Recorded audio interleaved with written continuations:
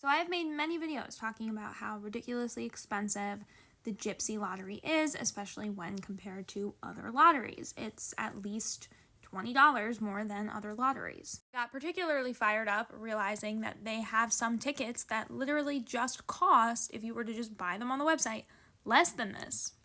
But then again, I'm only human. I also simply couldn't get the rest of the email to load and I gave up, but you get the point. I, of course, decided to keep playing, and because real tickets were cheaper, it was kind of a gamble, right? Like, I took my chances, and I ended up with actually decent seats. Orchestra left row X when I had looked at the following Friday to see what they would probably cost out of pocket. At the time, they were $177 each, spending $69. That's a good deal. They're really good seats for being that far over. The way the Majestic is, I guess it's very wide. It didn't feel like I was shoved in the corner at all. They were great sight lines. It's very nicely angled. I'm only 5'3", so sometimes orchestra can be dicey.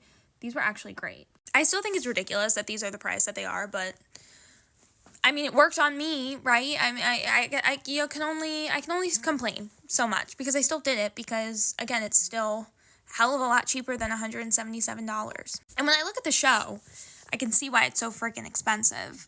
Like, there are a million people in that show because all of the different ages, like, there are a million people in that show that are barely in the show. So I can see why it must be so costly. I'm glad I went. Again, kind of still mad about the price. Took my chances. It worked out well for me. I'm curious to know if anybody had better or worse experiences. It's tough. It's tough. Broadway is expensive, and stuff like this is probably gonna keep happening, right? If they see they can raise the lottery, they probably will. So I am part of the problem, but it was still the only way I was going to go see Gypsies, so I'm glad I did it.